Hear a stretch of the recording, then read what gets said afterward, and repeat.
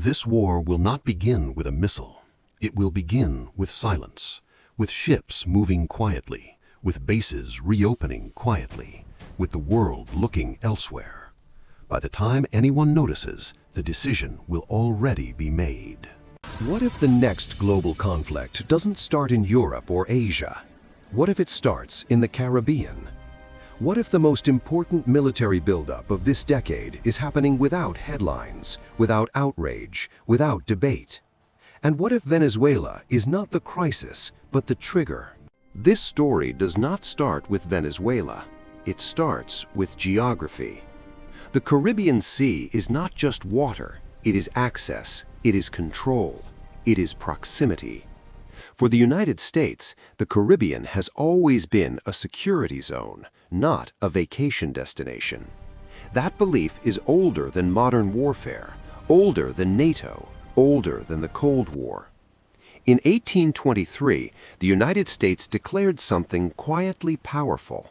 No foreign superpower would be allowed to dominate the Western Hemisphere.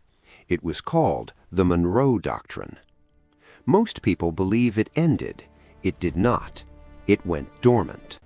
And dormant doctrines are the most dangerous ones because they wake up. For decades, Venezuela was not a threat. It was unstable, yes, poorly managed, yes, but strategically contained. That changed the moment two rivals arrived: Russia, China. Not with armies, with agreements. Oil deals, technology transfers, infrastructure investments, military cooperation disguised as economic aid. Venezuela did not just gain partners, it gained leverage.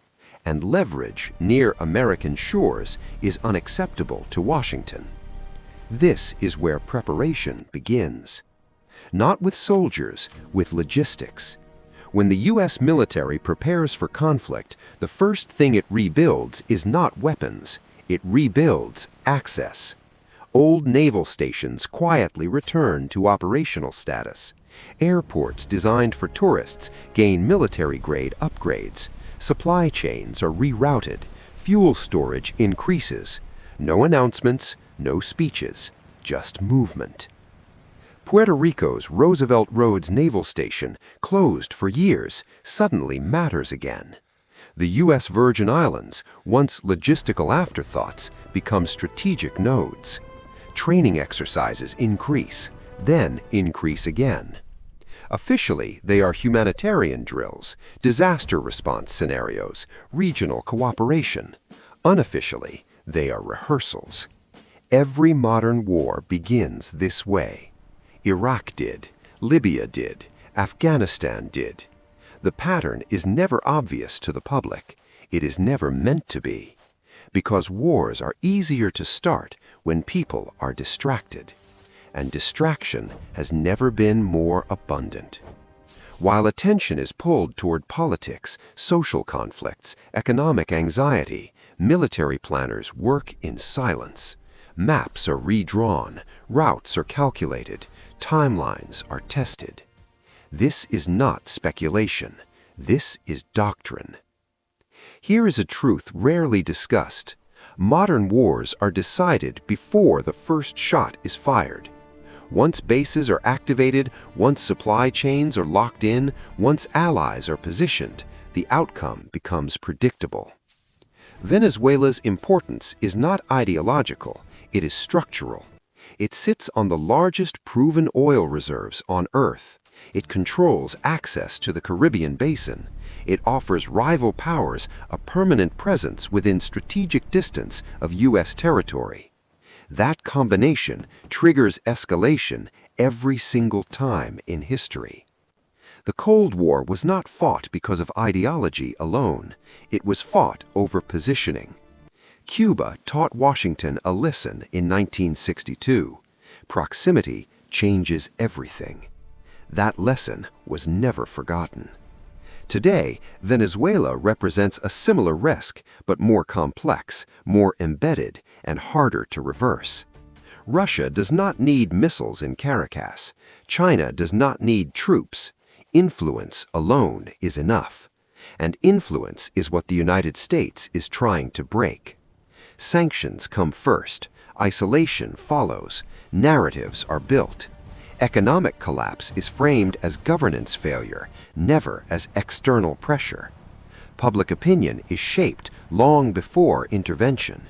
This is not conspiracy, it is strategy.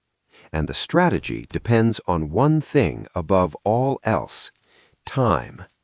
The longer rival powers remain embedded in Venezuela, the harder removal becomes. So preparation accelerates. More exercises, more intelligence sharing, more surveillance. Every move framed as defensive, every signal designed to remain deniable, because open confrontation forces accountability, and accountability slows momentum. The most dangerous phase of any conflict is the phase before it becomes visible.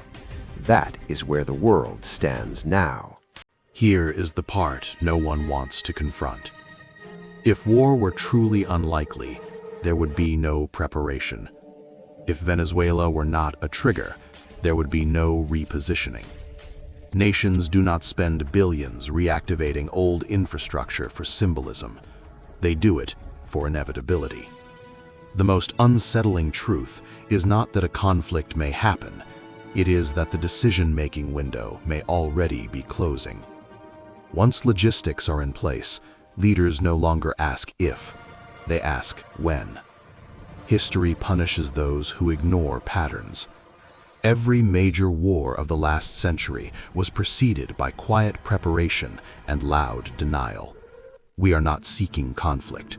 We are committed to peace. These are defensive measures. Those words appear every time, right before escalation. The public always asks the wrong question. They ask, will war happen? The correct question is, has the machinery already started? Because machines, once activated, do not stop easily. Venezuela may never see an invasion, or it may become the opening chapter of a much larger confrontation. What matters is not certainty. What matters is trajectory. And the trajectory points toward pressure, containment, and eventual confrontation. The silence is intentional. The ambiguity is strategic. By the time clarity arrives, choice disappears. So ask yourself this: if this build-up succeeds quietly, what stops it from happening again elsewhere? If proximity justifies intervention, whose sovereignty is truly safe? And if wars now begin in silence, how many are already underway without anyone noticing? That question is uncomfortable. That is why it matters. Because the most dangerous conflicts are not the ones we argue about. They are the ones we fail to see coming.